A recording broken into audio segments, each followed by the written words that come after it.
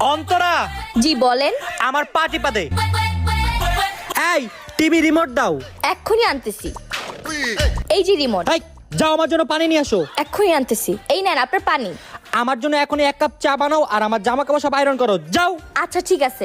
কি ভাবি, বিয়ের পর শুনছি মেয়েদের হুকুম চলে, এখানে তো পুরাই উল্টা। এখন দেখি ভাইয়ার হুকুম চলতেছে, তোমাকে দেখি কাজের বুয়া বানায় রাখছে।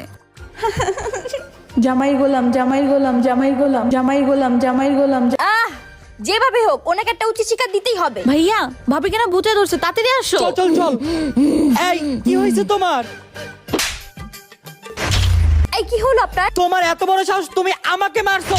এই হাত তো লাগাই দেখা। না না না না না না। আরে কি হলো, আপনি ভয় পাচ্ছেন কেন? তোর এত বড় সাহস, তুই আমারে ভয় দেখাস? এই তোমরা জামাইরা নিজেদেরকে কি মনে করো? হ্যাঁ, বধূর উপর হুকুম চালাবা? না না না পেতনি। এই কি হলো, তুমি আমার কাছে মাফ চাইতেছো কেন? আমি আমার ভুল বুঝতে পারছি, আমি আর কখনো আমার বড় বউ হুকুম চালাবো না। এবার হচ্ছে বউর উপর হুকুম চালানোর মজা।